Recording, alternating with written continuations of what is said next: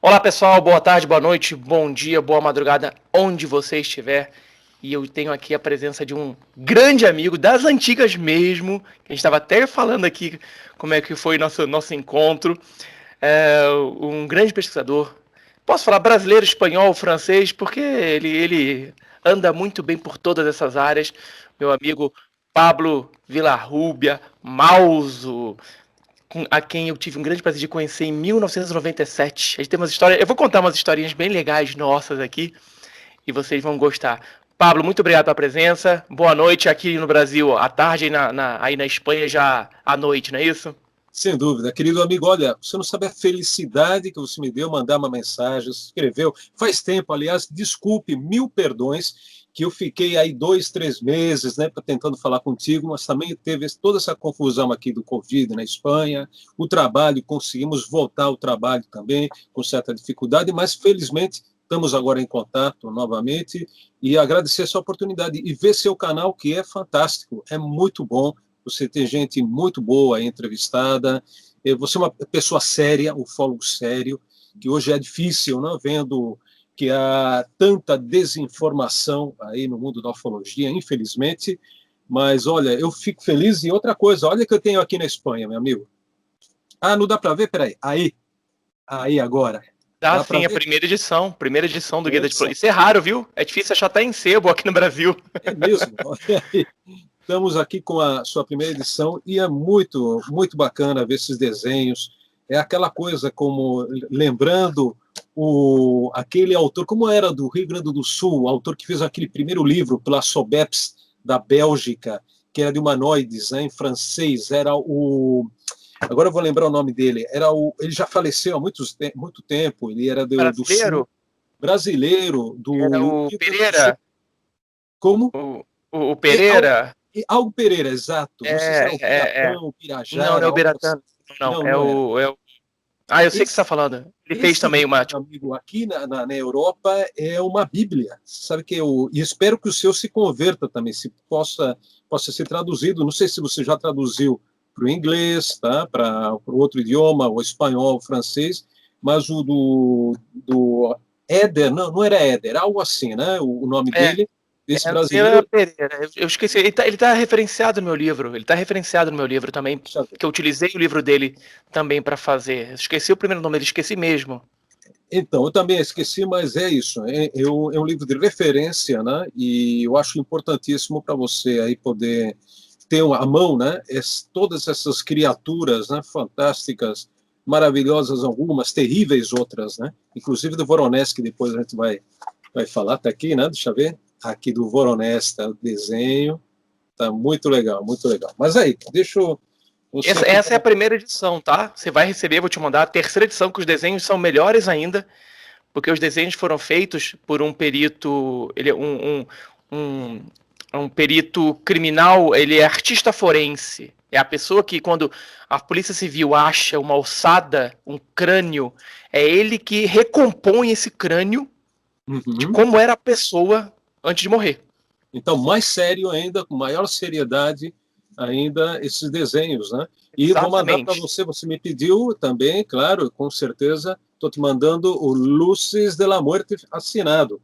Apesar que agora o Gevaer está lançando, né, a edição brasileira, revista atualizada, deu um trabalhão a dar uma atualizada nela, mas valeu a pena. Eu falei para o Geva, espera um pouquinho, deixa eu atualizar, que vai valer a pena, porque vamos colocar muitos dados recentes, né, inclusive a lista de OVNIs agressivos no final, que não aumentou muito, né, não aumentou muito, digamos, a partir de 2000, 2000 e pouco, não foi tão grande, né, de OVNIs agressivos, mas vocês vão ver em breve essa atualização do livro e finalmente em Obrigado, português. Vou ficar muito feliz aí por parte também do Gevar. obrigado. Lembrando, Jader Pereira. Exatamente, Jader Jader. Pereira. Eu lembrei, Jader Pereira. não, Jader Pereira, isso mesmo. Jader Pereira. Isso, Esse fantástico. livro é mítico, o livro virou assim uma espécie de bíblia, né, aqui entre os ufólogos da Europa, pelo menos, né? Eu tenho a revista UFO publicou em forma de biblioteca UFO, uma coleção que era antiga. Muito Eu antiga, é tenho, verdade. eu tenho, eu tenho. Muito bom também e serviu como fonte, obviamente, para o meu livro. Mas, meu amigo, vamos lá. A gente vai Vamos, começar do início. Sempre começa do início, para o pessoal conhecer quem claro, é claro. que eu estou entrevistando. Quando e como começou o seu interesse pela ufologia? Olha, Tiago, eu acho que eu devia ter uns 12. Olha, até antes, eu acho que já de criança já gostava de disco voador por uma série maravilhosa, chama Perdidos no Espaço, Lost in Space. Essa série eu acho que marcou minha geração, outras, inclusive até hoje, eu acho que tem gente, não sei se a garotada hoje vai ver o Perdidos no Espaço original, mas naquela época, olha, era uma maravilha ver aquele disco, né, aquele discão, a família Robinson, né, viajando pelo espaço, conhecendo os seres de outros planetas. Eu acho que o meu gosto já nasceu aí. Olha só o que eu estou lembrando agora, que de criança eu queria fazer eu devia ter 6, 7 anos, queria fazer um disco voador como o Júpiter C, né? Acho que era o Júpiter C. E o que eu fiz? Eu peguei um montão de folhas de papel, acho que era de açougue, que era mais grossa para envolver a carne, né? E colei tudo, fiz uma espécie de círculo, né, com essas folhas, fiz um buraco no meio e eu fiquei lá no meio com a cabeça para fora, né, fingindo que eu estava dentro do escovador. É brincadeira? Imagina só como surgiu isso de criança. Aí já com 12 anos eu fiz meu primeiro telescópio, porque naquela época não é como hoje, que você encontra telescópio chinês aí barato, relativamente barato, né, fabricado na China, melhores ou piores, dependendo do modelo. Naquela época era muito caro. Então, o que eu fiz? Consegui um tubo de PVC, eu mandei fazer uma lente, isso sim, com a medida que eu tinha dado com a dioptria, uma dioptria, plano convexa e tal. Li um pouco já na biblioteca, com 12 anos, a questão. E uma velha ocular de um microscópio que me deu meu avô. E fiz o meu primeiro telescópio já com a intenção não só de ver espaço, de como procurar OVNIs, também com telescópio. Não sabendo que é muito mais fácil com um binóculo, né, que com um telescópio que tem um ângulo mais fechado. Mas era essa a minha intenção naquele momento. Aí já com 14, de 15 para 16 anos, aí fundei o GIFT, o Grupo de Investigações de Fenômenos Extraterrestres, lá em São Paulo, na Vila Guilherme, e foi tudo a partir de uma... Eu criei esse grupo, não sei como, um jornalista da Gazeta da Zona Norte, um jornal de bairro ainda, que existe ainda em São Paulo, tem certa repercussão e é bem antigo, apareceu lá em casa e decidiu, nem tinha nem telefone, imagina só naquela época, nem tinha nem telefone, que era caro. Você ter um telefone nos anos 70 não era brincadeira. E estou falando da pré-história, praticamente, né? Então apareceu o jornalista, aí ele fez uma entrevista comigo, eu expliquei o que pretendíamos, que queríamos entrar em contato com outras pessoas, e aí ele publicou isso e começaram a aparecer, mandarem cartas, né, para casa, as pessoas tinham contatados, e apareceu um grande amigo, até hoje é amigo meu, que eu falei com ele ontem, o Cláudio Galon. O Cláudio Galon, que ia ser o primeiro astronauta do Brasil e foi desbancado pelo Marco Ponte, que hoje é ministro, né, da Ciência do Brasil. Foi desbancado porque ele como era militar, deram preferência ao militar, a um civil. Mas o Cláudio ele já estava treinando naqueles aviões de gravidade zero e já trabalhava na NASA. O cara preparadíssimo, e é preparadíssimo o Cláudio. Então ele apareceu lá em casa e em função dessa matéria e começamos aí a criar um círculo de pessoas, de amigos. Veio até um rapaz, era o Antônio Carlos, que era um contatado, ele tinha sido até, ele dizia, operado por os extraterrestres, tinha um problema de rins grave, ia fazer não transfusão, um transplante de rins, e ele acabou sendo curado no hospital onde ele estava por esses seres. Era um rapaz de 18 anos, 19 anos naquela época. Aquilo me impactou muito, a presença, ele ter vindo lá em casa falar conosco. A gente fazia reuniões fim de semana. O Hélio Torres, que é outro grande amigo, que estivemos sem entrar em contato durante mais de 30 anos, e ele apareceu faz pouco tempo no Facebook, mando um alô para ele, aí um grande abraço para o amigo Hélio, que está na Bahia. Ele também formava parte desse grupo. A gente, naquela época, Tiago, sabe como era a internet nossa? Tenta imaginar como era a nossa internet, dos pesquisadores naquela época. Como você acha que era? Vou contar para você, nem imagina, né? Era Olha, no. Bom, na minha época tinha fax e cartas. Não sei, telegrama? Para ser Não, mais antigo do que isso, só o telegrama. vou contar como era a nossa internet. Lá na minha casa, vinha sempre um amigo do meu pai, que era polícia militar, o Walter, saudoso Walter, já falecido, e ele trazia sempre o Notícias Populares. No Rio tinha o Dia, né, que era o jornal que se exprimia, saía sangue. Né? Mas tem uma coisa legal desse jornal. Era o único, um dos poucos jornais na época que publicava tudo que saía de homem. Verdade, mentira, publicava, mas publicava. Fenômenos paranormais, descobrimentos da arqueologia. Então, o que eu fazia? A internet minha era pegar aquela tesoura, quando ele trazia, final de tarde, para casa o jornal, eu ansiosamente pegava aquele jornal, olhava, e na base da tesoura já cortava as matérias, colava numa folha de sulfite, tá? Classificava, nome do jornal, tal dia, aí, sábado, reunião do grupo, tá? Do GIFT.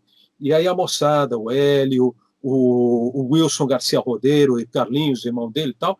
Então, nós líamos em voz alta as notícias daquela folha, daqueles recortes colados. Essa era a nossa internet, imagine só. Tá? Era uma folha de sulfite com as matérias que eu recortava, ou os amigos recortavam, e nós líamos em voz alta justamente para nos informar, né? E debater.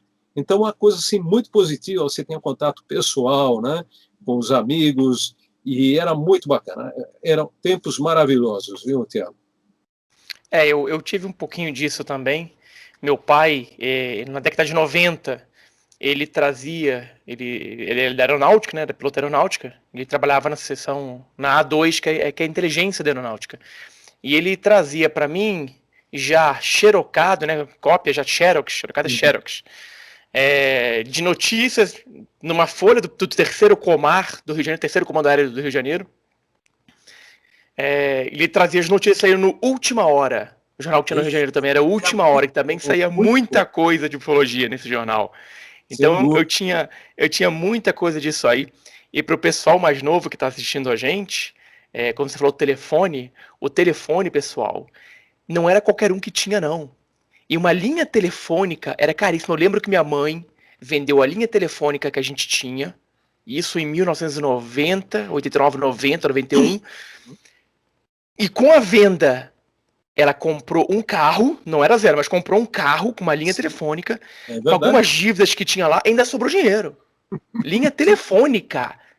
Muito porque se você ia alugar um apartamento, uma casa, tinha diferença de imóvel com telefone e imóvel sem telefone. Tinha diferença. Hoje em dia, telefone, assim, nem orelhão tem mais. A gente tava com ficha ou com cartão, foi uma revolução, né? Mas era ficha, aquele bando de ficha telefônica da Telebrás. Isso, monte daquelas fichas. Então, hoje a gente está muito bem de comunicação, viu? Muito fácil. Infelizmente, as pessoas não pesquisam como deviam pesquisar, inclusive naquela época, eu acho, tá? Que tinha até melhores pesquisadores, tinha mais casos também, né? Aqueles casos clássicos para você pesquisar. Imagina, o Walter Biller, naquela época, com um fusquinha, o cara ia para qualquer lugar do Brasil com um fusquinha, aí nos lugares mais recônditos do país, mais perdidos do país, e o cara ia lá e fazia um trabalho que hoje ninguém faz, de né, recoleção de dados, né? É uma coisa assim impressionante. Por isso eu digo, eu acho que a necessidade faz o profissional, faz o investigador, o pesquisador, tá? Essa necessidade. Hoje, tanta coisa à sua disposição, você fica perdido, né? Você não consegue concentrar, né? Se concentrar no ponto, né? Em alguma coisa. Mas é isso aí. Continuemos, Ana. Cai tudo no colo, né? Cai tudo no colo. Antigamente você tinha que correr atrás. Hoje em dia cai tudo no seu colo. Ruim ou bom, cai no seu colo e aí você tece uma opinião ali achando que tá desvendando um caso. Mas, Pablo, a gente já falou do seu início, mas você teve algum avistamento ufológico? Olha, naquela época, não. Não, os avistamentos foram posteriores. Bom, minto, sim que houve. Eu, pelo telescópio, me lembro que talvez em 79, 80, eu cheguei a ver um objeto muito estranho nos céus de São Paulo, na Zona Norte, né, Vila Guilherme, e era realmente uma luz que eu sempre acompanhava em aviões, até eu cheguei a ver o Concorde voar sobre São Paulo. Isso deve ter sido 74, 75. Eu, quando vi o Concorde que ia descendo lá em Guarulhos, eu fiquei impressionado. Voava super baixo, estava próximo da minha casa. fiquei maravilhado. Então, eu acompanhava muito aviões, inclusive com telescópio e binóculo. Eu sabia muito bem o que era uma coisa e outra, e fora planetas, tudo, sempre pesquisei. E um dia cheguei a ver pelo telescópio, eu estava sozinho, e vi uma luz, realmente, que era que variava entre azul, amarelo, eu acho que até verde. E essa luz fazia uma série de evoluções muito estranhas, zigue-zagues no ar, e eu devia estar usando naquele momento uns 40, 50 aumentos no telescópio. Tá? E aumentei, acho que coloquei 100 aumentos, e continuava sendo uma luz. E era uma coisa muito estranha. Mas os companheiros do grupo, do GIFT, nós compramos um UFOMeter com um aparelho que era, naquela época, acho que vinha dos Estados Unidos, era, na verdade, um detetor de campos eletromagnéticos. E ele estava, digamos, a frequência dele estava adaptada por uma frequência determinada que eles supunham que iam captar OVNIs, tá? Que não seriam nem um avião, nem outra coisa. E os rapazes, então, estava o Hélio, estava o Wilson, eu acho que não cheguei a tempo, que eles me chamaram. Eles me chamaram, Pablo, o UFOMeter começou a funcionar. Estava na casa do Valmir Fontes, outro amigo nosso, que depois se tornou bombeiro. Então, o aparelhinho tinha uma espécie de bip-bip, ele começou a funcionar. Já tinha dado alguma vez algum bip-bip perto de um poste de luz, aí com muita energia e tal, mas poucas vezes. E aí, de repente, começou a funcionar o bip-bip, eles saíram e viram uma esfera não, minto, um cone de cor escura, totalmente preto, e esse cone, ele balançava, era pela tarde, eu acho, balançava no ar, ele se mexia de um lado para outro, mostrando, digamos, o fundo dele, né, essa parte lisa, e de repente ele solta uma luz e depois lança outra. Isso eles observaram com um binóculo e viram bem próximo o objeto, isso na Zona Norte, Vila Guilherme, São Paulo. Ou seja, alguns diriam que seria uma nave-mãe, né? E o interessante de tudo que, claro, viram um objeto cônico, ele estava assim na horizontal, voando na horizontal, e lançou essas duas luzes, então poderia ser uma nave-mãe com as sondas. Isso deve ter sido 79, máximo 80. Tá? Isso foi bem legal, porque eu acho que eu cheguei lá correndo e os rapazes me contaram ainda emocionado, funcionou. Só funcionou uma vez o FUMITA. A gente fez até uma vaquinha para comprar, porque era caro, tinha sido anunciado na revista Planeta, vindo dos Estados Unidos, Califórnia, não sei onde. E uma pena, hoje acho que esses UFOMeter não iam parar de fazer bip-bip, porque tem tanta interferência eletromagnética que hoje seria já não seria viável, né? Você ter um aparelho dessas características, né? Aproveitando que você falou nisso, Pablito, a gente tem muitos casos clássicos do passado, com fotos magníficas, verídicas ou não, mas fotos claras, nítidas. Exato. E hoje a gente tem um monte de telefones celulares com câmera. Obviamente que as câmeras dos telefones não são iguais às câmeras que de antigamente, mesmo aquelas de filme de velhas da Kodak de comprar e jogar fora, descartáveis. A lente delas era melhor do que, né, para tirar esse tipo de foto. Mas você acredita que há uma diminuição dos avistamentos, há uma diminuição dos contatos? Isso está ocorrendo ou não? Ou eles estão aqui, ou está aumentando isso, mas eles estão cada vez mais invisíveis para a gente? Olha, Tiago, muito boa pergunta. É uma pergunta que me fizeram várias vezes e eu mantenho essa dúvida. De qualquer jeito, faz pouco tempo, há pouco mais de um mês, eu estive em um congresso, me convidaram, e o Gelaer devia estar lá, mas com a questão do Covid não deu, que é deixa eu ver se dá para ver aqui, esse congresso, o The Ufology World Congress, de Barcelona. Então, fui convidado, participei, e eu fui convidado para a primeira edição, só que eu não pude ir. Pela primeira eu fui chamado. Espero que voltem a te convidar, porque vale a pena. Esse ano foi um pouquinho assim mais fraca, porque teve pouca gente. Geralmente eles têm 3 mil pessoas, esse ano foram 300. Então, muita diferença, mas mesmo assim tinha gente muito boa. E aí falei com um pesquisador, um amigo meu, Giuseppe Guijarro, que ele é de Barcelona, o José Guijarro, ele me disse, eu perguntei, falei, olha, e tudo isso? Não, olha, meu amigo, na verdade estão acontecendo muitos casos, estão tendo muitos avistamentos, mas não são os mesmos que se conheciam antigamente. São outras formas de OVNIs, e nos Estados Unidos, por exemplo, tem muitas aparições. O que acontece é que a imprensa não está dando muito destaque a esse tipo de coisa. E geralmente, quando dá, são para casos falsos. Por exemplo, os Starlinks, os satélites do Elon Musk, né, que tem provocado uma confusão tremenda. Eu mesmo, aqui no programa Quarto Milênio, temos recebido muitas notícias, ou seja, muitos e-mails, só de pessoas, não vi um OVNI. E as pessoas não têm consciência, não sabem identificar, não, ou que é o planeta Júpiter e tal.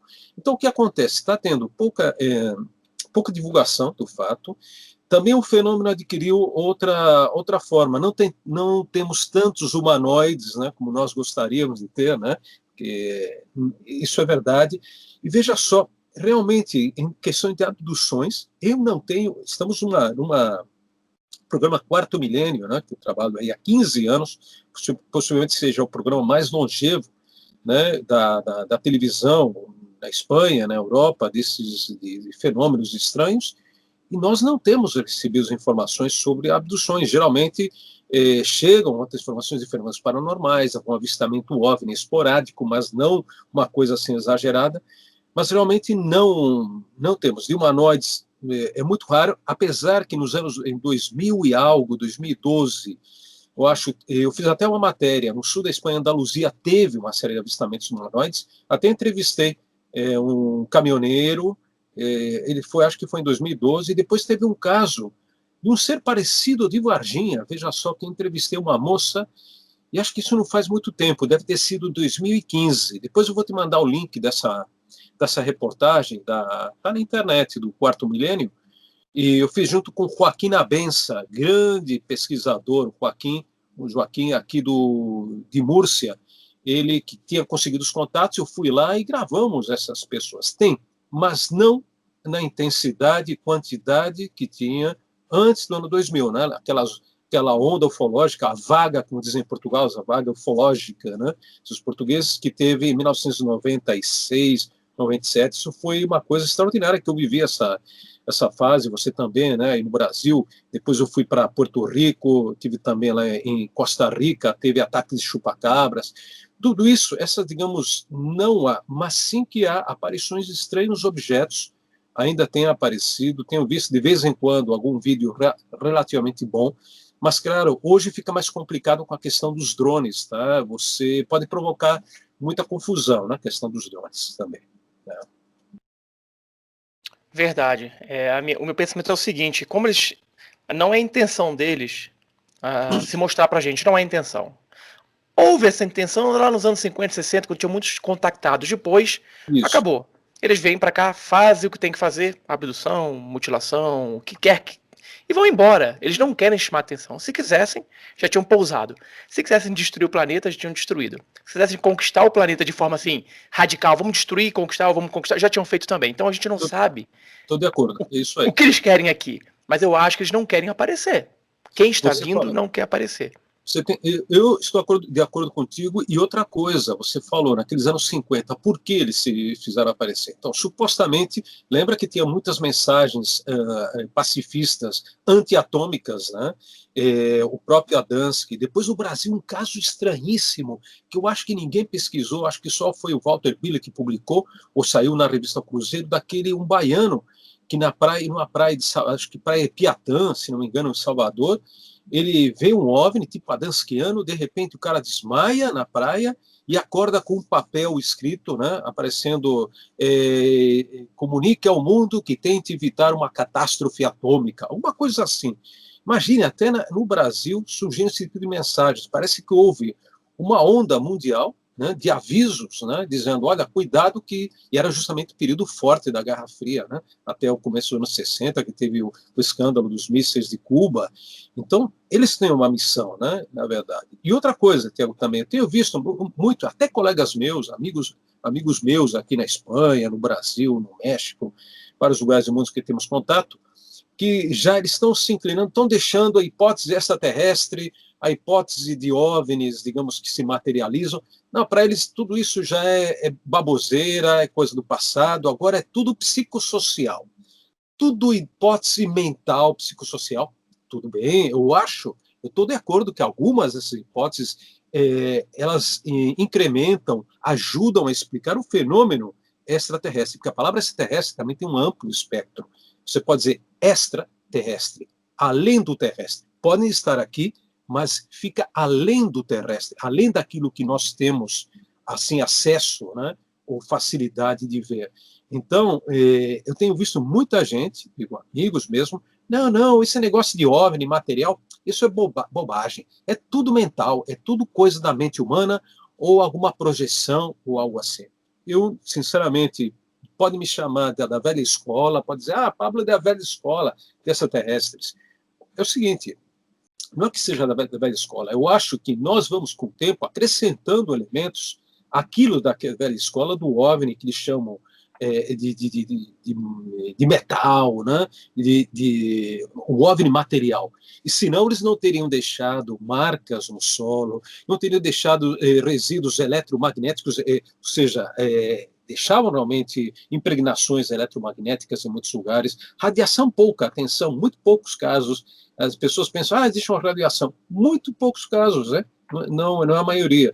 Mas influência eletromagnética, impregnação, inclusive até na fotografia, se você está fotografando algo, é porque há uma emissão de partículas, né, de fótons. Então, estamos falando de um fenômeno material. Então, agora, quando dizem, não, porque é tudo mental, porque isso são a mente que interage com uma... Tudo bem, eu até acredito que eles interagem com a nossa mente. Isso com certeza, tá? Isso eu tenho até provas, eu até mesmo vivi experiência desse tipo. Mas renegar, o negar, né, esses negacionistas, que é uma realidade material, é uma imbecilidade, tá? Desculpe, mas eu tenho que dizer as coisas assim dessa maneira, né? Desculpem aqueles que eu esteja ofendendo agora, amigos meus, mas eu estou aberto a aceitar novas hipóteses, acrescentar novas hipóteses à realidade material e física do fenômeno OVNI, mas não negar essa materialidade. Tá, Tiago? Essa é a minha opinião. Exatamente, eu penso como você. Eu me pergunto muito se eu acredito na ufologia espiritualista, né, que dizem, que recebe, que encarnam. Eu falei, olha, nada que aconteceu até hoje me convenceu que seja real. Pode ser que seja, mas a minha linha de pesquisa, o que eu acredito, é no fenômeno físico e material da ufologia. Ponto. Se Exato. algo vai completar isso, ok. Não tem problema nenhum. Pode completar. Eu tive o prazer de te conhecer em 1997, como a gente falou no início, né? Aquele grande congresso, aquele maravilhoso congresso da LBV, organizado pelo nosso querido amigo também, o Gevaer, que ele Mas é incrível. O Gevaer conseguiu reunir 70 ufólogos, mas tá vendo agora aí, do 70 mundo.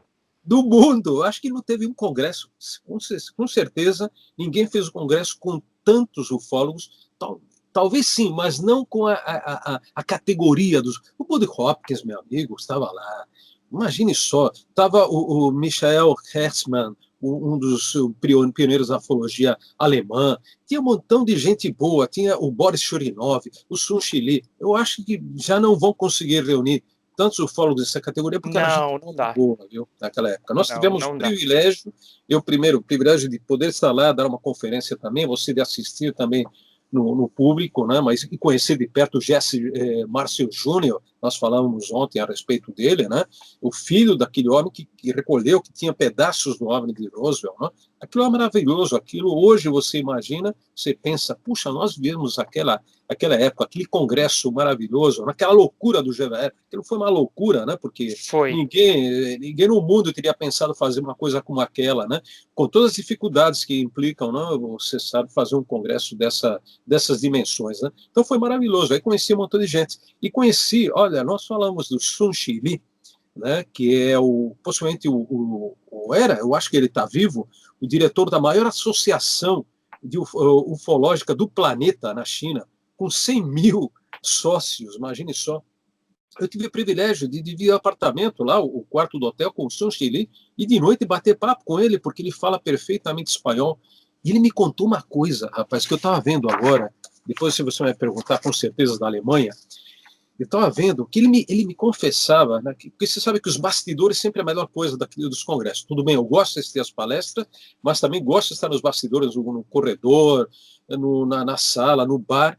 E aí sentamos, acho que lá na LBV, na entrada da pirâmide, começamos a ter papo. Ele me disse: Pablo, eu fui convidado para participar de uma comissão criada pela Fundação Rockefeller, pelo Lawrence Rockefeller. E é verdade, eu estava verificando agora na internet, essa comissão para pesquisar os OVNIs, investigadora, surgiu entre 1993 e 96, que coincide com as datas, né, que dava, que naquela época, que era 97, né, eu tive com esse grupo, e ele me disse um montão de nomes. Eu acho que eu anotei depois, porque eu não gravei, mas eu acho que eu anotei, devo ter. Vou procurar o caderninho lá do Congresso, anotei os nomes das pessoas que participaram. Eu fiquei assim atônito de saber que pessoas estavam lá, que não eram só ufólogos. Tem muita gente, assim, políticos, tá? Tinha cientistas também. Eu falo, olha, essas pessoas preferem estar no anonimato. Um MJ-12 dos anos 90. Exatamente, isso mesmo. E aí eu vi agora, estava vendo pela internet, que esse trabalho da Fundação Rockefeller foi feito junto com a Casa Branca, ou seja, com autoridades, juntamente com autoridades da Casa Branca, né, do governo norte-americano.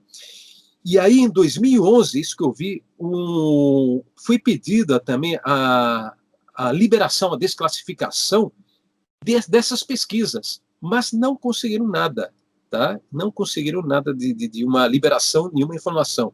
Mas o Sun Shilin falou que eles estavam muito interessados, que ele mesmo, o Sun Shilin, ele passou informações de coisas que aconteciam na China, então eles devem ter, a Fundação Rockefeller, um arquivo imenso. E outra coisa, faz pouco tempo atrás, eu pesquisei um caso nas Ilhas Canárias, junto com o José Gregório Gonçalves, que é um dos maiores, possivelmente o maior ufólogo das Ilhas Canárias, um lugar paradisíaco, né, um lugar incrível, cheio de mistérios. E era o caso Galdar, em 1976, se não me engano, que apareceu um OVNI transparente e dois seres gigantes, assim, de vermelhos, de trajes vermelhos, 2 metros e pouco de altura. E eu cheguei a falar até com um médico que viu, o Dr. Francisco Padrão, e ele me contou aquele avistamento. E ele já faleceu. E aí, há pouco tempo atrás, saiu uma notícia que eu vi, acho que estava não sei se estava nos informes da CIA, não tenho certeza, mas acho que sim. Esses que foram faz pouco tempo, que saíram, que eles lançaram um montão de informação à CIA, né? Colocaram à disposição do público. E a notícia era de que a Fundação Rockefeller tinha um informe feito pelos militares norte-americanos, um interrogatório feito ao Francisco Padrão, porque ele falava que ele foi interrogado por pessoal da Força Aérea Espanhola. Mas possivelmente esse pessoal da Força Aérea passou para os Estados Unidos e para essa Fundação Rockefeller. E foi aparecer o informe, imagina só, relatório disso, na Fundação Rockefeller. Então, eles devem ter coisas muito interessantes lá nos Estados Unidos. Então, você vai tirando do fio, né? Você vai puxando do fio, vem contando coisas assim. Eu lembrei disso, falando contigo ontem, né? Do Sun Shilin, que eu gostaria de contatar com ele, porque é um cara assim, extraordinário, um dos grandes ufólogos do planeta. O Sushi, eu tentei procurar, a gente conversou, eu tentei procurar de alguma forma um contato com ele, até perguntei pro Jevaé, só que ele também não tinha. Mas tá falando que em 97 eu li um dos melhores livros, não só sobre ufologia, que eu já li, em toda a minha vida. Eu considero livros assim, fantásticos que eu já li, 100 Anos de Solidão, do Gabriel Garcia Marques. Sem dúvida. Eu considero Intruders, do Buddy Hopkins, um dos melhores livros que eu já li na minha vida. Maravilhoso.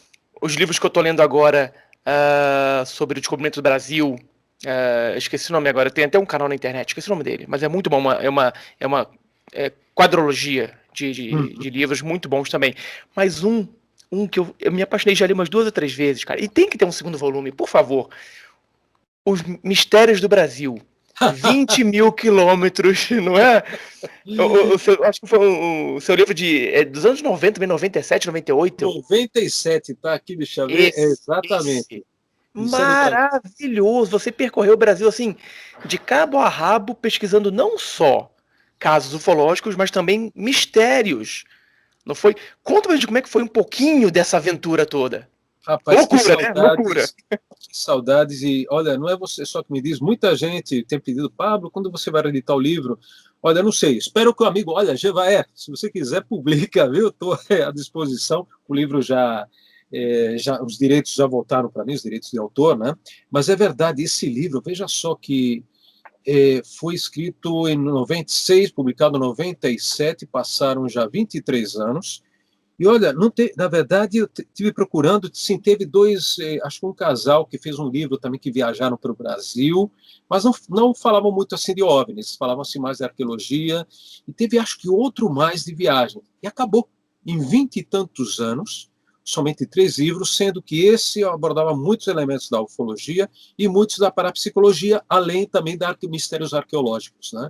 E olha, eu leio hoje, eu nem acredito que eu vivi essas experiências naqueles 3 meses, tá? Fiquei 3 meses viajando pelo norte e nordeste do Brasil, e eu fico emocionado só de pensar todas essas pessoas que entrevistei, muitas delas já não estão aqui, alguns lugares até sítios arqueológicos desapareceram, foram destruídos, depois pessoas que viram OVNIs, né? Bom, a própria Operação Prato, antes mesmo que se tornasse tão conhecida, eu, graças ao Daniel Rebisso Giese, que fiquei hospedado na casa dele, lá em Belém do Pará, e nós fomos falar com pessoas, né, que viram OVNIs naquela época, entre 77 e 78. Depois eu fui para o Maranhão também, e aquela outra onda de 80 e 81, que o Jacques Vallée teve lá e entrevistou também pessoas que morreram, pessoas no meio lá da mata, né, no Maranhão. Aquilo foi terrível, e eu lembro de ter falado com as viúvas naquela época, daqueles moços, e falar, olha, se você não acreditar mais em OVNI nesse momento, ou você é uma pessoa que você não tem a mente aberta, mas o que estava acontecendo lá era terrível, realmente.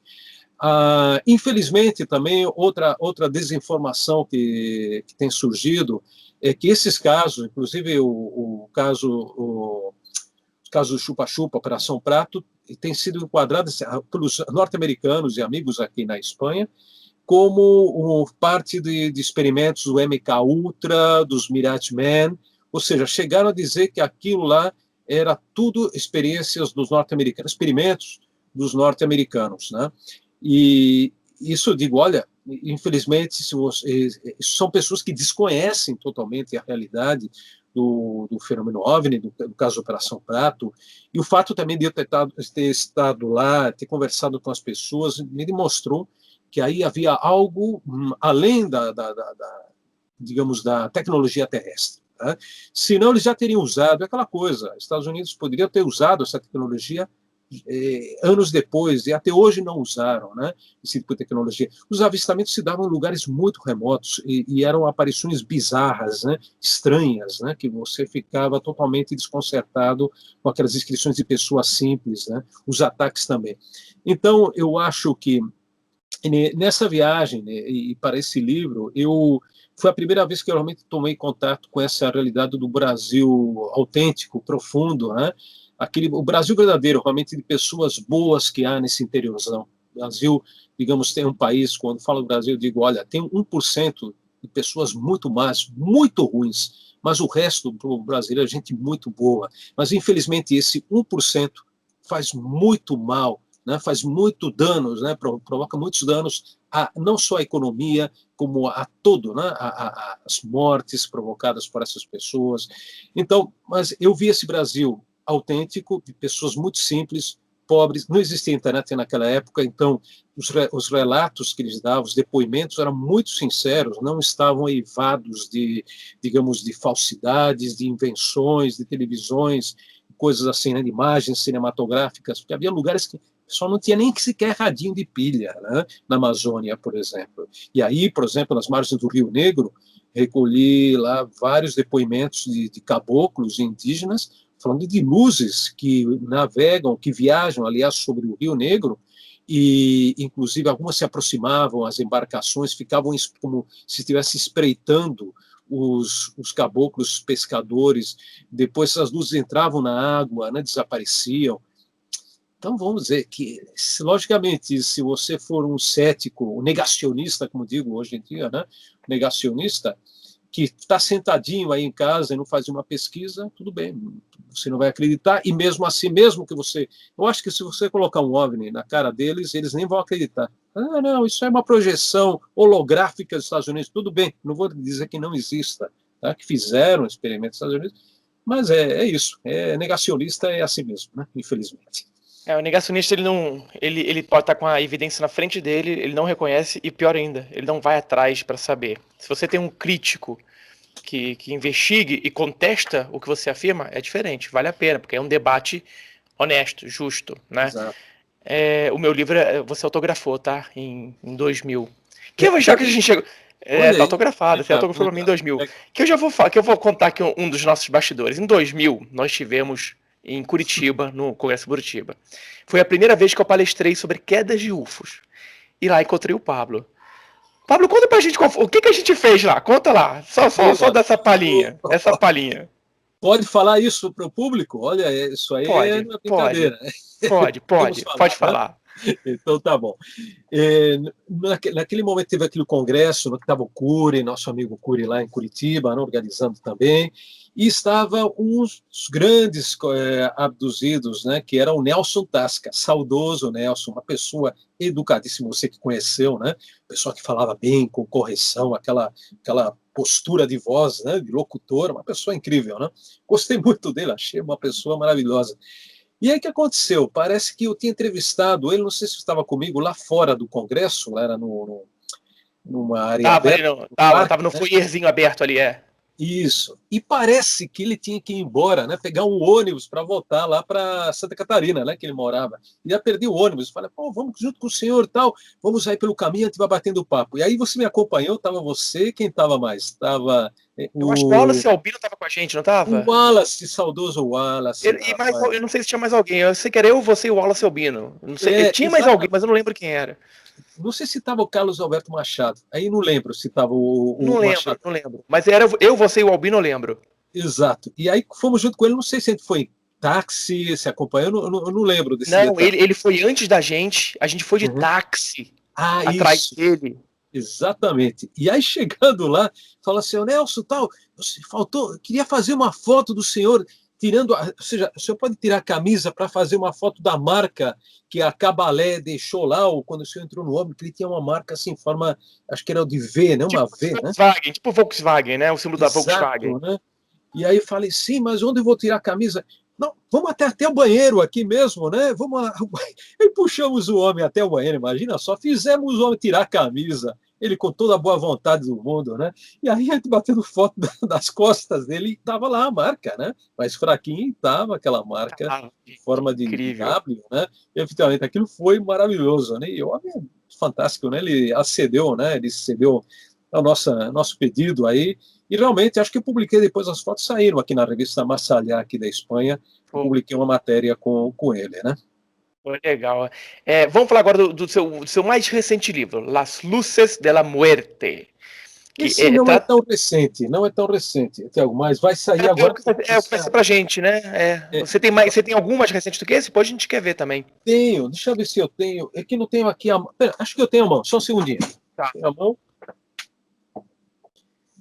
O Lucis, ele foi, como te disse, ele foi atualizado, né? Vai sair em breve aí no Brasil pela coleção da UFO, então ele vai ter, eu mudei muita coisa, por exemplo, o capítulo dedicado ao Rivalino Mafra, né, que naquele momento nós não tínhamos pesquisado, depois fizemos uma pesquisa junto com o Suenaga, né, e se acabou descobrindo-se, né, que foi, na verdade, ele não foi sequestrado, o Rivalino Mafra, em 1962, senão ele foi assassinado, vilmente assassinado, e a história foi um encobrimento, né, foi feito como a história de OVNIs, criada lá pelo pessoal de Diamantina, em Minas Gerais. Então, tudo isso, por exemplo, o capítulo anterior contava essa história e tal, mudou totalmente e coloquei um capítulo já com atualização. Primeira vez fui com o Suenaga, depois eu fui sozinho, eu com meu cunhado, voltei uns anos depois, falei com os filhos do Rivalino, e finalmente em 2012 retornei com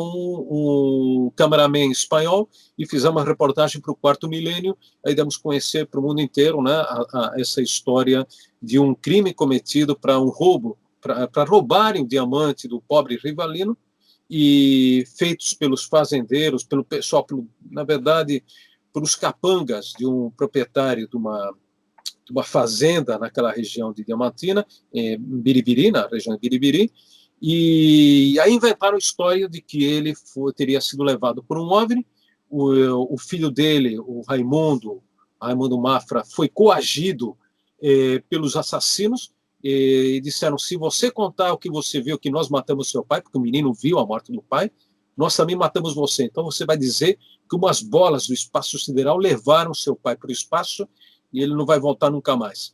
Então o trauma, foi uma coisa assim terrível essa história. Eu queria fazer uma homenagem também à família do Rivalinho, que eu fiz muita amizade também com os filhos deles, pessoas sofridas, né? E essa outra realidade do Brasil, também a realidade cruel, né? A ufologia, não é só o poder da ufologia, né? Eu devo tudo à ufologia, enquanto que alguns negam, né? Depois de certo tempo viram astros, digam, não, a ufologia, começaram com a ufologia, hoje estão negando, né? A ufologia, não, não, isso aí é coisa de, não sei, sim, eu tratava de ufologia, mas hoje eu sou famoso por aí e tal, não vou falar de ufologia. Então, mas eu devo tudo à ufologia, inclusive a capacidade de pesquisa, de fazer investigação, tá? Investigação policial mesmo, tá? E isso me engrandece muito, né? O pesquisador, nós, ufólogos. Então, esse é um dos casos. Então, o livro mudamos muita coisa do livro, e então vai sair essa atualização que eu acho que vale a pena para as pessoas no Brasil. E o último que eu fiz foi aqui na Espanha, que foi em 2016, e esse outro livro que chama O Rumbo a lo Desconocido, Viaje a las Fronteras do Insólito.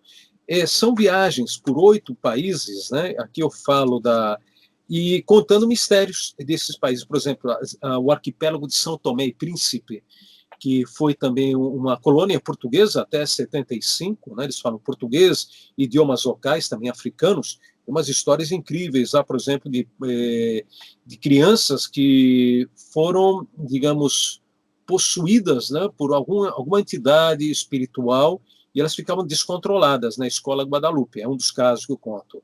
No República dos Camarões, Camerun, em francês, também estive em contato com os pigmeu Barieli, que eu pesquisando aquela questão do Mokele Bembembe, que era uma criatura, uma espécie de dinossauro que foi registrado nas expedições dos alemães no começo do século XX naquela região.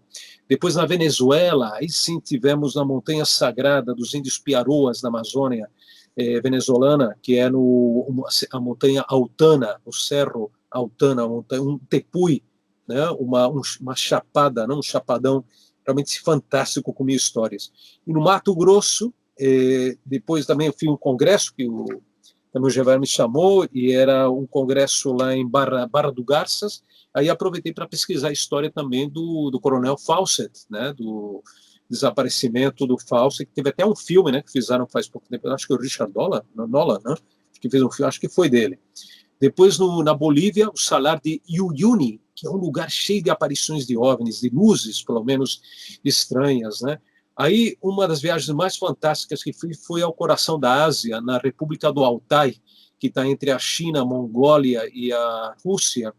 E nesse lugar, onde dizem que tem o Shambhala, e também a cidade que alguns dizem Shangri-La, e também é um lugar cheio de luzes misteriosas, mas cheio. Nós recolhemos lá um montão de depoimentos. E no Sri Lanka, também, antigo Ceilão, que foi, pouca gente sabe, foi território também, foi colônia, metade da ilha foi colônia portuguesa. Onde os portugueses não estiveram, meu amigo? Né? Os portugueses, nós, aí no Brasil, rimos dos portugueses. Os portugueses é o povo mais inteligente do planeta e tem o país, possivelmente o melhor país para se viver do planeta. Não vou falar alto, porque senão todo mundo vai querer ir para Portugal, né? Já tem muita gente indo para Portugal, muita gente. Exatamente. Eu estive em Braga e tem uma quantidade de ano passado e de brasileiros imensa em Braga. Então, os portugueses que estiveram, eu consultei crônicas dos portugueses, que eram maravilhosas. Os portugueses deixaram um legado histórico, foram os primeiros, digamos, globalizadores do planeta, né? Através das viagens do Vasco da Gama, e chegaram à Ásia, lugares que nenhum europeu tinha chegado antes, deixaram crônicas, depoimentos, informações que até hoje podem ser consultadas como aparições de OVNIs. O Afonso de Albuquerque registrou um OVNI no Estreito de Hormuz, por exemplo, né? Quando ele fazia uma viagem até a Índia. Então, os portugueses, ao contrário do que nós imaginamos, são muito mais inteligentes do que podemos supor, através daquelas piadinhas, né, que fazemos, que eles fazem também piadas brasileiros lá em Portugal, né? E eles deixaram lá, e lá então no Sri Lanka eu recolhi histórias incríveis sobre os portugueses, principalmente questões arqueológicas e também de aparições de estranhos seres, tipo vampiros, tá, na ilha. Isso já está registrado nas crônicas daqueles exploradores. Não, os exploradores já chegaram e se estabeleceram, depois houve até mestiços que falavam idiomas locais, tá, e falavam português, e eles relatavam tudo isso. E eu falei com o último, praticamente o único ufólogo que existia no Sri Lanka, ele falava inglês, e infelizmente ele faleceu um pouco tempo depois que eu estive em contato com ele. Ele deixou 2 livros maravilhosos em inglês, felizmente, com mistérios de todo o Ceilão, com mistérios de tudo, aparições de OVNIs, aparições desses vampiros, e ele tinha um nome assim impronunciável, acho que, e terminava como da Silva, porque, claro, até hoje eles usam lá no Ceilão, porque a gente sabe, sobrenomes, né? Português Souza, Silva era Shivra Ananda de Souza, você vai encontrar lá no Ceilão, por exemplo, né? E palavras soltas do português. Na Armênia, onde estivemos também, junto com minha esposa, com a Montserrat Lior Serra, que também é pesquisadora, todas as histórias, estive vendo a questão do Stonehenge da Armênia, é uma série de megalitos, né? Que também tem disposição astronômica e muito avançado, uma espécie de computador pré-histórico muito avançado, eu diria até mais complexo que o de Stonehenge. Então, uma coisa assim desconhecida. Também, deixa eu ver que outro país. Esses são os países que visitei para esse livro. Eu visitei uns 40, acho que 44 países a última vez que contei, tá? E praticamente todos eu pesquisei mistérios, tá? Então, eu tenho essa mania, né? Eu não fico na praia tomando sol e tal. Se estiver na praia, eu vou perguntar para o pescador se viu algo, tá? E se tem alguma pedra estranha por lá. Então, é uma coisa assim já que você não dá para você tirar já de dentro da sua mente, né? Essa compulsão, né? De você estar num lugar, qualquer lugar, e você começar a falar com as pessoas sobre esses assuntos, né? Muito legal esperar esse livro chegar aqui no Brasil, porque eu até vi na Amazon. Não é caro, na Amazon espanhola, né? Eu envio para o Brasil, Envio. caríssimo. O É envio uma pro Brasil pena é isso. caríssimo, caríssimo. Mas o que eu ia perguntar sobre o Crucis de la Muerte é que trata de assuntos muito inquietantes. Um deles é a mutilação humana. Exatamente. Você, no livro, você pôde ligar essas mutilações, essas mortes, com o fenômeno ufológico? Eu acredito que sim. Pelo menos em alguns casos, sim. O caso de Guarapiranga, embora nosso querido amigo Claudir Covo tenha negado, digamos, a história, tenho um grande respeito pelo Claudir, muitas saudades, eu gostava muito do Claudir, mas nem todos nós também acertamos. Eu também tenho meus erros, possivelmente eu tenha me equivocado em algum caso, alguma opinião, tá? Mas nunca de má fé, né? E então o caso da Encarnação Zapata é um dos casos assim que eu considero autênticos de mutilação, muito estranha, porque realmente as características dos cortes do corpo, que não era Guarapiranga, na verdade, é a represa Billings, né? Depois mudou porque se revelou que o lugar onde aconteceu a mutilação foi a represa Billings. É um caso muito estranho. Vamos ver, é difícil você afirmar que foi um OVNI que fez isso. Houve aparições naquela época, mas não há, digamos, observações naquele mesmo dia. Não, pelo menos as pessoas, ninguém falou sobre essas aparições. Mas como o grande ufólogo e querido amigo Carlos Alberto Machado, já fiz também uma série de pesquisas sobre o chupa-cabras, né? E sobre outras mutilações também, A Estranha Colheita, um livro, ou Estranha Colheita, que é o livro dele, o último que ele fez, que é maravilhoso, eu recomendo muito, é um livro muito trabalhado, muito pesquisado.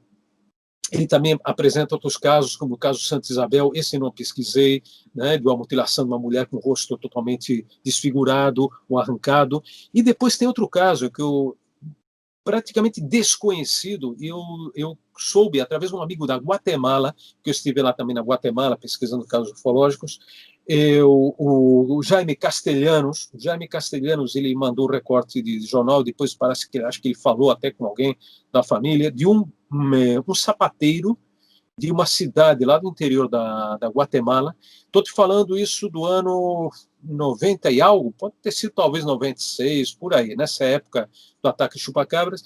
em que tem até a foto no livro, a foto é horrível, o sapateiro apareceu com a cara arrancada, cortada, assim, Qual o todo, livro mesmo, Pablito? como? Qual é o livro mesmo? É no Luzes da Morte. Na Luzes da Ah, Morte tá, tá, aparece a tá. foto desse Ótimo. a manchete do jornal da Guatemala. E o interessante é que o Jaime Castellanos, acho que ele averiguou, né, pesquisou, e naquela noite foi visto um ser alado com asas sobrevoando a casa do sapateiro. Tá? E que coincide com algumas descrições de alguns chupacabras, como o próprio Alberto Carlos Machado, o Martim também, como chama, aquele monstro também de Porto Rico, com aqueles chupacabras alados que existiam nessa época. Então, mas era muito estranho e terrível a imagem, né?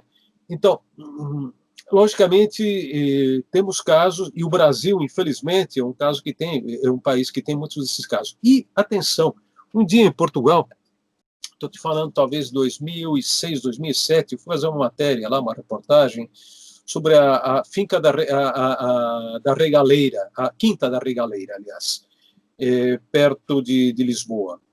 E lá, então, estava junto com um amigo, o José Medeiros, grande alquimista português, pesquisador também da alquimia séria, tá? E tem um grupo, ele está fazendo uma visita, né, guiando as pessoas, mostrando o que tinha lá elementos simbólicos da Quinta Regaleira.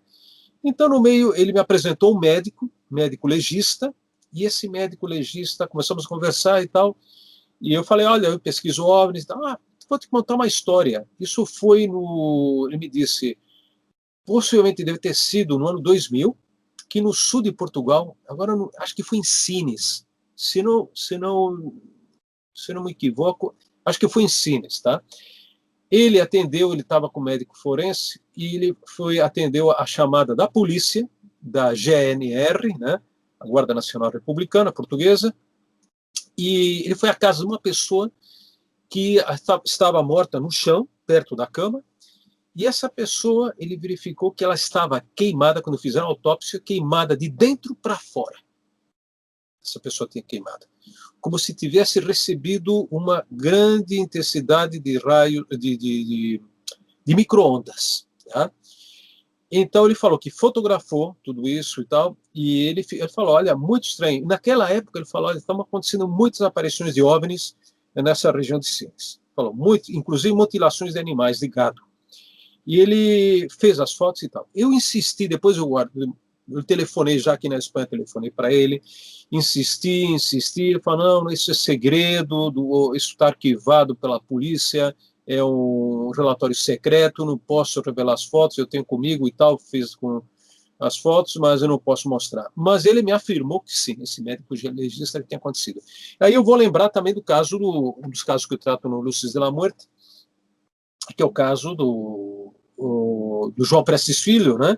Que também se conjecturou, né, que ele tivesse sido morto por uma emanação de raios de micro-ondas, né? Mas imagina, em 1946, quem teria uma arma, né, preparado uma arma, e naquele lugar que era remoto, apesar que está perto de São Paulo, era mato mesmo, mato fechado, né? Quem tem uma arma lá para disparar micro-ondas contra um pobre coitado, né, como o João Prestes Filho, né? Então são essas coisas, né, que te dizem, olha, não sei, uns dizem, não, isso foi experiência dos americanos.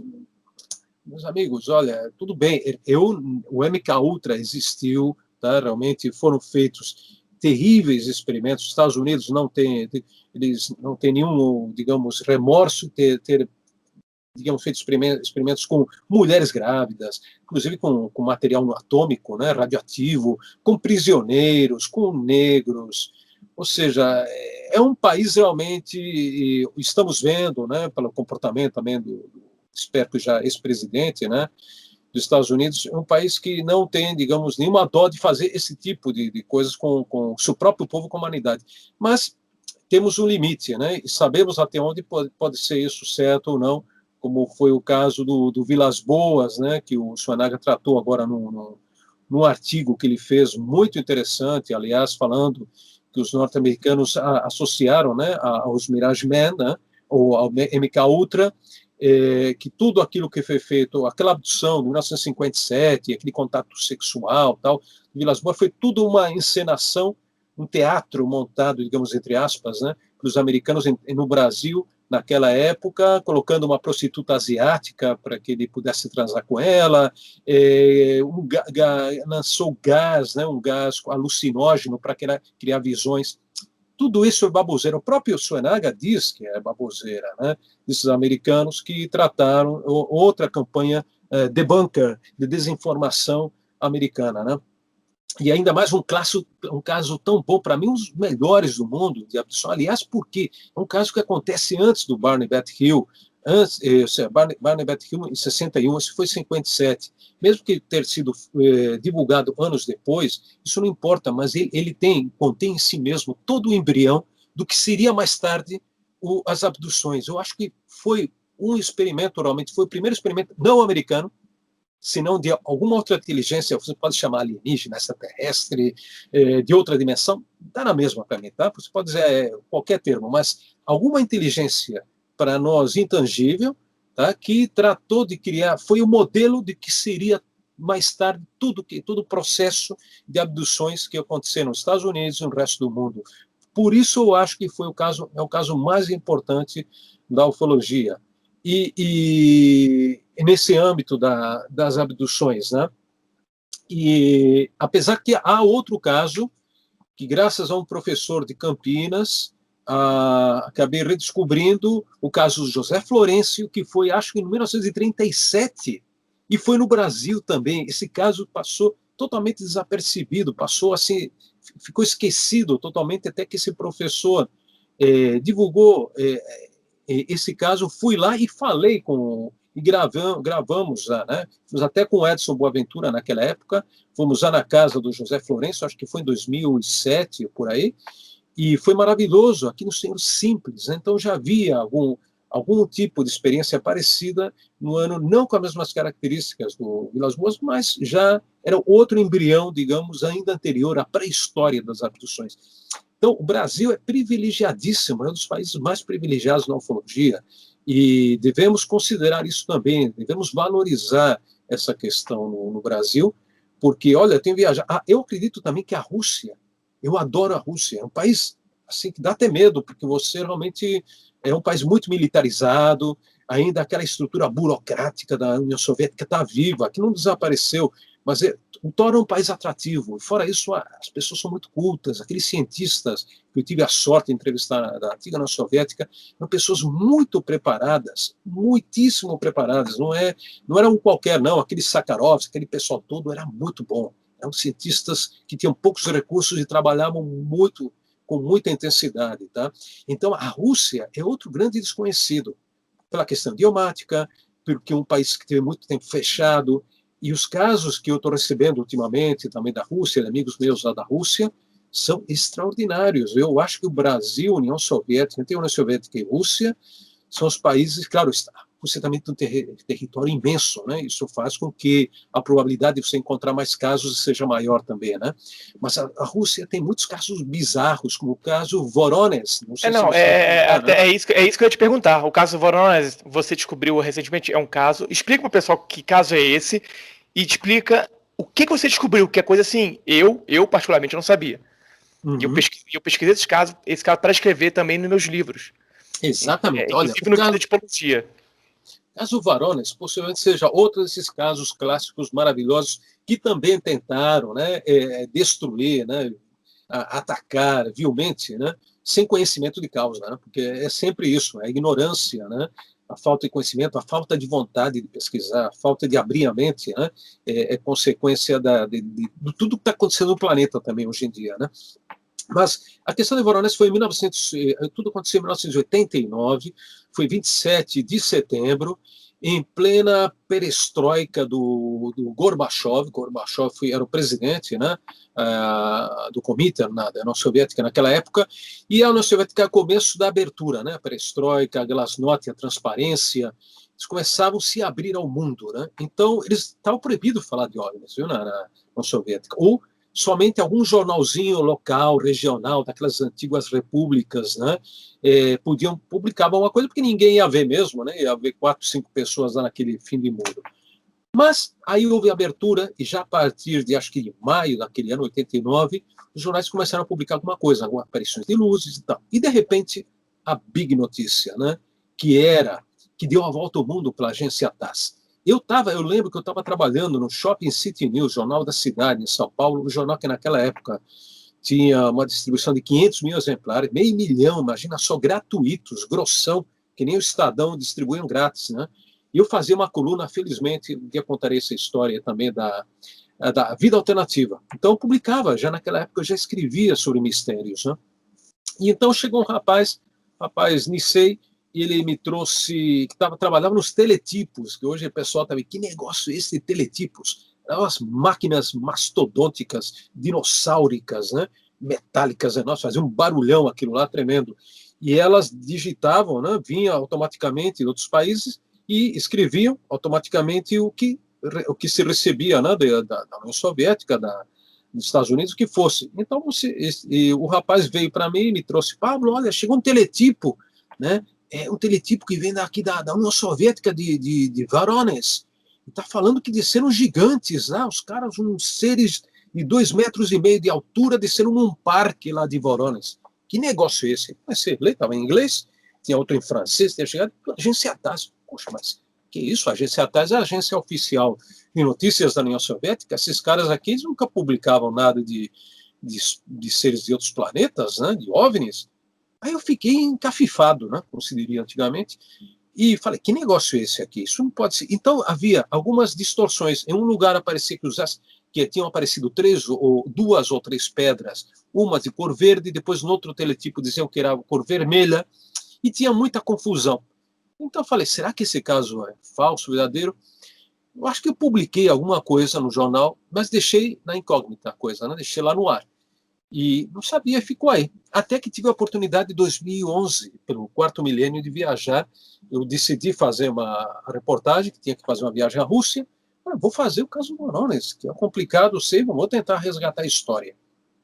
E realmente, aí é quando, né, foi um montão de crianças, eram umas 20 ou mais crianças, que viram no parque esses seres. Veio um OVNI, acho que era a forma de bola de futebol americano, e esse OVNI deles desceram 2 seres, 2,5 metros de altura, não tinham cabeça, ou a cabeça era uma espécie de calota, como se fosse uma calota de um carro, e aí tinha em cima, tinha 3 olhos, né, supostamente 3 olhos, 2 aqui e 1 no centro.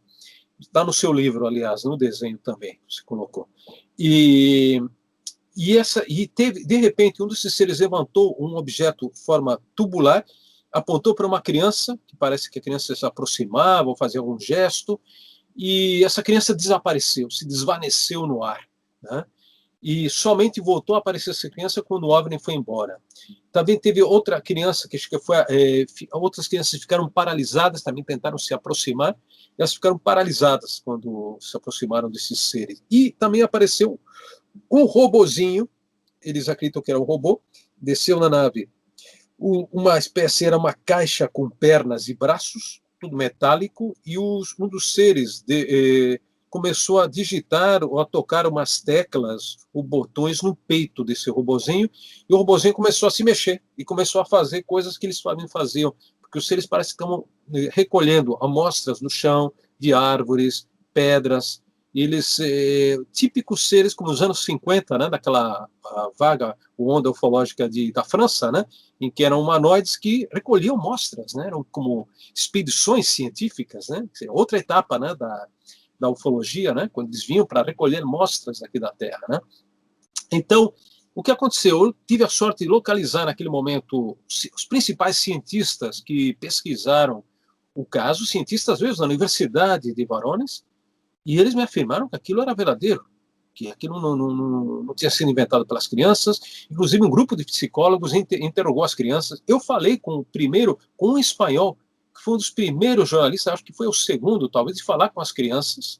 Acho que 2 dias depois do acontecimento, ele foi para lá, interrogou as crianças, ele contou para mim, um espanhol da agência F, Agência Internacional de Notícias, muito importante, E o Miguel Baz, ele me falou, Pablo, eu interroguei as crianças, eu peguei as crianças juntas, separadas, tal, e eles me contaram a mesma história, tá? E não parecia que essas crianças mentissem.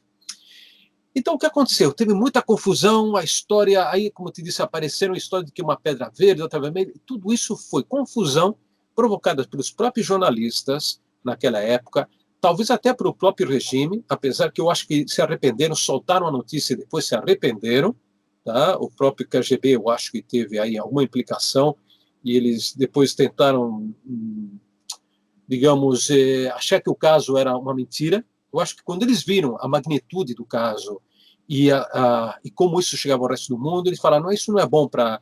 Eles pensavam que no começo, dessa notícia, era mostrar ao mundo ocidental, de que a Rússia se estava abrindo, que o Gorbachev estava abrindo o mundo ao Ocidente e acabar com o comunismo e entrar no mundo capitalista. E uma forma boa era mostrar essa abertura, essa espiritualidade também dos jovens, né? Que naquela época era New Age. E eu acho que no final, eles se arrependeram. Minha opinião, tá? Depois de ter pesquisado muito o caso, falado com muita gente, minha opinião, se arrependeram dessa notícia, se fecharam e começaram, inclusive, a denegrir, né, o próprio caso, os próprios meios de comunicação. Já começaram a falar, não, esse caso não sei, vamos deixar para lá. E até hoje é assim. Então, o que aconteceu, eu tive a sorte de estabelecer um contato, não fisicamente, porque ele tinha sido operado, tinha sido amputado uma perna do Silanov, do Gendrik Silanov, que era da Universidade de Voronezh, Departamento de Geofísica, e também tinha um grupo muito sério com vários cientistas de ufologia. E, entre eles, tinha também um biólogo que eu entrevistei também lá, tá na internet, está como chama? No Quarto Milênio. Se colocar Quarto Milênio Voronezh, vai aparecer. Eu vou botar os links todinhos na descrição do vídeo, todos os links lá para o pessoal acompanhar os vídeos também. Legal, legal. E também do meu canal, não esqueça também de colocar do Pablo Villarrubia Malzo, né? Que eu comecei. Principalmente o canal, principalmente o canal. Legal, legal. Mas só para concluir, então o que aconteceu? O Silanov, ele mandou os amigos dele para a entrevista, que ele tinha sido operado, mas eu mantive contato, que ele escrevia mais ou menos em inglês naquele momento, e eu acho que ele faleceu em 2016. E ele me mandou muito material em russo, a maior parte estava em russo, alguma coisa em inglês. Aí eu decidi pegar, naquela época não era tão bom, em 2011, ainda a tradução pelo Google do material. Mas aí, agora, quando aproveitando o lookout, tudo aqui do Covid na Espanha, eu comecei a resgatar todo esse material. Agora tem um pouquinho mais de tempo, vamos ver o que ele me mandou. Botei tudo no tradutor e começaram a sair as traduções muito boas. Aproveitei também para falar com uma amiga, também russa, que me ajudou, e vi que ele tinha me mandado um material extraordinário em que esclarecia toda essa confusão de que as pessoas falavam, bom, mas por que um ser era assim, o outro assado? Bom, na verdade, a confusão foi feita pela própria imprensa, na época, e talvez até mesmo pelo KGB. Eu não vou dizer que não, tá? Também não posso afirmar. Mas a questão, depois de fazer as leituras e ver todo esse material que mandou Silanov, na verdade, o que aconteceu no Parque de Voronezh, a 400 e poucos quilômetros, ou um pouquinho mais, acho que 600 quilômetros sul de Moscou, o que aconteceu foram não só um avistamento ou um pouso de OVNIs, foram 7 aterrissagens entre o dia 23 e 30 de setembro. Lembrando que o dia foi dia 27, o acontecimento principal, que narram todos os meios de comunicação, e que há muitas confusões, porque você vai ver, se você colocar Voronezh, vai aparecer desenhos das crianças de OVNIs de vários formatos. Você fala, pô, mas então isso aí que significa que cada criança desenhou o OVNI do jeito que ela quis. Então, aí os céticos, tá, os negacionistas, começaram a atacar. Não, olha só, esse aqui desenhou de um jeito, outro desenhou. Não, meu amigo. Esse era um colagem que foi feito pelo pessoal do Silanov, do grupo Silanov, colagem mostrando todos os casos que apareceram naquela data, entre o dia 23 e 30 de setembro. Tá? Foram 7 aterrissagens, alguns com o mesmo tipo de seres, outro com outro tipo de seres, tá? Também altos, mas diferentes, com cabeças alongadas. Claro, eu tenho tudo anotado, estou preparando um livro a respeito, tá? E o que aconteceu? Além disso, houve outros 4 avistamentos de OVNIs e seres também sem a presença de aterrissagem, sem aterrissagem de OVNI. Tá? Ou era aparecendo de OVNI, ou o ser aparecia diretamente lá caminhando por alguma rua, tudo dentro do parque ou próximo ao Parque Voronezh. Não dá tempo de falar tudo isso, mas eu tenho nomes, sobrenomes, descrições, tudo esse material foi recolhido pela equipe do Hendrik Silanov, um gênio, autêntico gênio, tá, da ufologia russa, infelizmente esquecido, e ele mesmo diz, olha, ele confessou no meio, dizendo, Pablo, a imprensa confundiu toda a gente. Aliás, mandavam qualquer tipo de jornalista aqui, o indivíduo recolhia uma informação, escrevia do jeito que queria, não tinha, eram pessoas não especializadas que não davam muita atenção à coisa, salvo os espanhóis. Os espanhóis foram os melhores. O Miguel Bass foi que melhor, digamos, ele entrevistou toda a garotada que estava lá, vários. Depois foi um outro jornalista que eu falei com ele faz pouco tempo, do Informe Semanal, uma espécie de fantástico da Globo, tá? Como da Globo, só que aqui na Espanha, naquela época, e ele foi lá e entrevistou também as crianças. Se você colocar na internet, vai aparecer basicamente essa reportagem do Informe Semanal como chama ele, esqueci agora, do jornalista Miguel Rivas, que era o Rivas. E eu falei com ele faz pouco tempo, consegui localizar também com o Rivas. Então, vamos ver, se você achar que essa história... Então, tem gente dizendo, não, isso foi uma experiência do KGB. Tá, muito bem. Ele criou toda essa confusão para quê? Para depois ter que desmentir, né?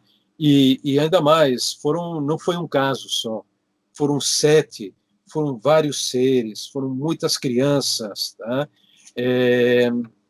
Uma delas, nós não falamos diretamente, mas nós encontramos, tivemos uma sorte, essa maravilhosa sincronicidade, ou synchronicity, né, que costuma acontecer comigo, e com muita gente também que está pesquisando o fenômeno OVNI diretamente. Estávamos assim, não tínhamos já esperança de encontrar ninguém, nenhuma das testemunhas diretas, e encontramos o pai de uma das meninas, do caso principal, do dia 27, e na porta lá do edifício, estava fumando um cigarrinho lá, e falamos, sim, mas eu sou pai de uma das meninas. Mas que é isso, tal? E a sua filha aqui, ela mentiu? Minha filha não mentiu, para que ia contar aquela história? Minha filha contou a verdade. Você quer falar com ela? E eu estava com um intérprete, um amigo meu, o Antônio Sanz, falou, logicamente, sim, claro. Então, ele ligou para a filha, passou o telefone para o Antônio, gravamos, isso está no documentário, você pode ver, ele falando com ela, e ela estava trabalhando no escritório de advogados, então ela falou, não vou para um cantinho aqui para poder falar, porque não posso falar uma coisa assim e tal, em aberto, e ela falou, o Juan Antônio perguntou para ela em russo, né, tudo aquilo, tal, o menino desapareceu, falou, sim, eu vi isso, o menino desapareceu, e aqueles ficaram paralisados, e eram grandes, tal. Então confirmou essa moça, confirmou tudo aquilo que foi visto, montando de anos depois, ou seja, para que ela tinha necessidade de mentir, né? Depois de tanto tempo, o próprio pai, tranquilamente, ele fala, meu filho não vai mentir. Depois encontramos uma senhora que estava chegando com a compra, cheia de bolsa de compra, né, de sacola, e ela mesma, perguntamos para ela, olha, tal, a senhora viu algo? Olha, eu não vi, mas nesse mesmo dia, minha vizinha viu o OVNI que estava sobrevoando o parque. Falou. Então, meu amigo, esse caso não é um caso. Aí tá. Então, o que eu estou tentando demonstrar agora, e no Congresso de Barcelona falei também, aquilo que o Silanov já disse, ficou totalmente esquecido naquele momento, e que eu consegui recuperar, graças aos e-mails dele, é que, na verdade, se abriu uma zona, janela, né, se abriu uma espécie de portal, como no caso do Mothman. Isso é uma espécie de Mothman russo. Lembra que houve uma abertura de janela em que aconteceu todo tipo de fenômenos paranormais, aparições dessas criaturas, premonições. O mesmo aconteceu, né, em Voronezh, e vai sair. Mothman, só para o pessoal ficar sabendo, é aquele filme A Profecia, com Richard Gere, né? É o Homem-Mariposa. Homem-Mariposa, exato. Então, aí, houve uma abertura, possivelmente uma janela, e esses seres apareceram aí de todo jeito, apareceram principalmente esses gigantes, mas houve outro tipo de seres também, e coisas assim, absurdas que essas crianças não poderiam ter inventado nesse momento, tá, nessas condições, e além do mais, digo, houve muitas testemunhas, então foram sete aterrissagens diferentes, e mais 4, e possivelmente houve mais casos que outras pessoas nem tiveram coragem de falar para não serem consideradas loucas, né? E a outra coisa, viu, Tiago, que eu gostaria de falar, tá? Já que nós falamos a questão do como se diz, das mensagens, né, a certas pessoas já nos anos 50 contra dos extraterrestres, dos seres, como você quiser chamar, contra as armas nucleares, uma coisa estranhíssima. Esse caso foi um grupo russo, acho que me passou um pessoal num grupo, que eu colaborei com eles, porque eu tinha entrevistado uma pessoa maravilhosa, o Alexander Kazantsev, que é o pai da arqueoastronomia. Foi antes que o Daniken, tá? O Alexander. Você vai encontrar referências dele, aqueles bonecos Dogu do Japão, que parece que estão vestidos com trajes de astronautas. Foi o Alexander Kazantsev que revelou. O astronauta de Palenque, do México, foi o Alexander que associou com seres astronautas e tal. Com maior ou menos acerto, tudo bem, mas ele faz da teoria do meteorito de Tunguska, ou o que for que caiu lá, era uma nave extraterrestre. Eu falei, tive a honra, né, e o privilégio de falar com esse homem no ano, acho que foi 2000, 2001, fora de Moscou, em uma dacha onde ele morava. Então, eu colaborei com esse grupo, eles pediram, porque nem eles tinham encontrado, imagine só, o pessoal desse grupo na Rússia não tinha encontrado o Kazantsev, e quando souberam algo, ele já tinha falecido. Eles pediram a matéria que eu publiquei até na Super Interessante do Brasil, publiquei aqui na Espanha, saiu em muitos países essa entrevista, porque é o paizão mesmo de toda essa história dos alienígenas que dizem agora ancestrais, tá? Ele é o pai de tudo isso, tá? O Alexander. Então, esse grupo me passou a informação de que naquela data também, naquela época, final de setembro, começo de outubro, apareceu um OVNI no aeroporto de Voronezh. Tinha um trabalhador, um técnico, tinha chegado, já estava fechado o aeroporto, já de noite, não sei se eram 8 horas, um pouquinho mais. Ele chega lá na pista de aterrissagem a fazer a manutenção de algum sistema da pista, e alguma coisa da pista, e ele acaba vendo uma esfera pequena que se aproxima, chega a pouca distância dele, e essa esfera projeta um ser, um humanoide do lado, alto também, e esse humanoide, atenção ao detalhe, são esses detalhes que me deixam assim intrigado, que eu acho que é difícil você criar esse tipo de histórias, né? E para quê? Ele fala que na viseira tem um capacete, né? Tinha a viseira, né? Aquela parte toda de vidro, parecia que dentro tinha como um líquido, um líquido que se mexia dentro do capacete, no lugar do rosto. Fazia formas, né, estranhas esse líquido. E, de repente, nessa esfera, aparece com uma tela onde se projetam imagens. E aí ele vê imagens, algumas como fotográficas e outras, primeiro em branco e preto, depois em cores, tá? Cores, de Chernobyl, da catástrofe da central nuclear de Chernobyl, tá? E depois aparecem imagens de pessoas gritando e correndo ao redor, e é uma explosão, alguma imagem de fumaça, na central nuclear de Novovoronezh, ou seja, uma central nuclear perto de Voronezh. Então ele vê essas imagens de pânico e aí ele desmaia.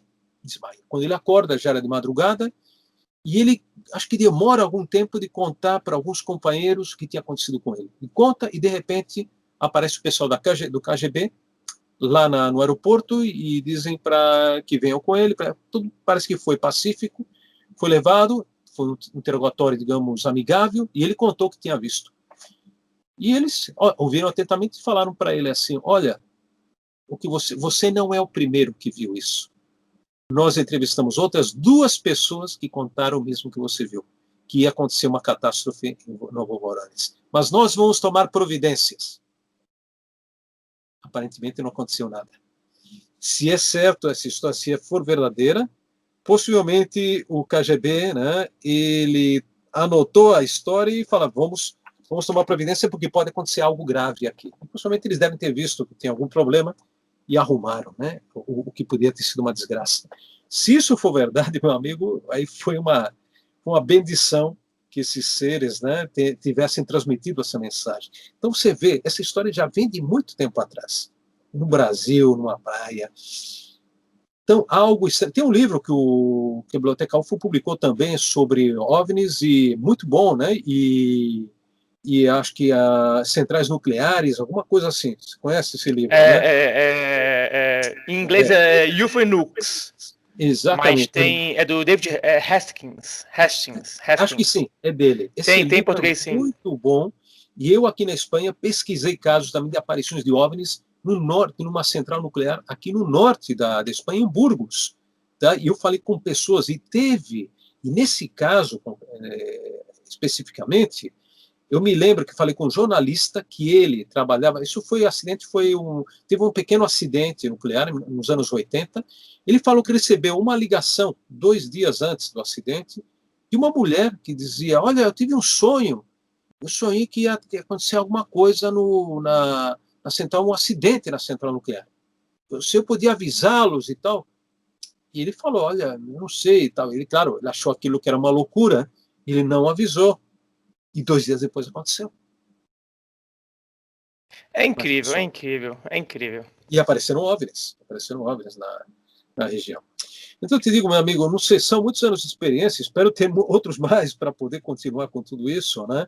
Não vou encontrar resposta, nem estou procurando uma resposta definitiva, que não vamos ter, mas estamos conscientes de que há digamos, como você disse no começo, né?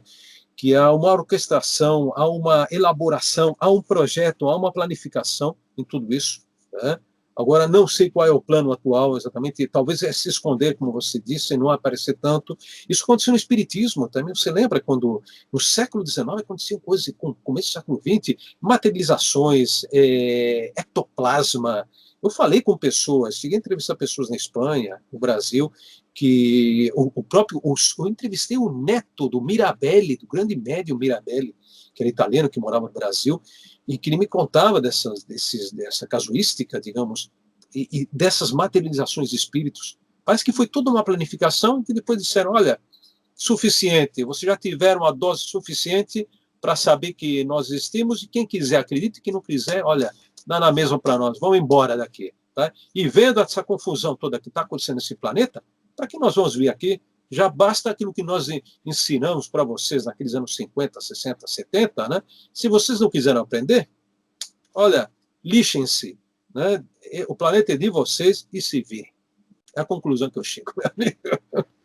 Ô, meu querido, nada. Adorei essa conclusão pra gente terminar nosso papo. Gostei muito. Eu acho que se a gente pudesse, a gente ficava aqui horas e horas conversando. A gente tem que se encontrar novamente. Sem dúvida, Pra sem gente dúvida. botar Quando o você papo em quiser, estamos dia. à disposição, meu amigo. Estamos à disposição. Pra você Tá? vir ao Brasil para palestrar. Porque merece. É muito conhecimento. É muito conhecimento. Você é uma pessoa que vai a campo. E como você falou nisso, hoje em dia isso falta. Tá em falta a ufologia. Tá muito em Exato. falta. Sem dúvida. Queria, E Pablo, maravilha. muito obrigado mesmo pelo seu tempo. Aí na Espanha são quase meia-noite já, Não, não, agora são 22 horas e 44 minutos. Agora. quase 11 horas da noite, quase 11 horas da noite. Muito obrigado pela sua disponibilidade. Gostaria de deixar um enorme abraço a você. Quando quiser vir ao Brasil, quiser vir a Brasília, minha casa, mi casa es tu casa. Então, Muy bien, hermano. Muchas gracias. sinta-se em casa aqui. Muito obrigado. Vou ficar ansioso esperando seu livro. Vou enviar meus livros para você também, com certeza. Fique tranquilo. Então, pessoal, foi isso. Conversei aqui com o Pablo. Todos os links dele, principalmente do site, do canal do YouTube dele, novinho em folha, muito bom. Vai estar aqui na descrição do vídeo. E mais todos os outros links que ele queira passar pra gente, tá bom? Mais uma vez, Pablo, obrigado, pessoal. Obrigado. Gostou? Dá uma curtida, põe seu comentário e vamos em frente. Muito obrigado a todos e até a próxima.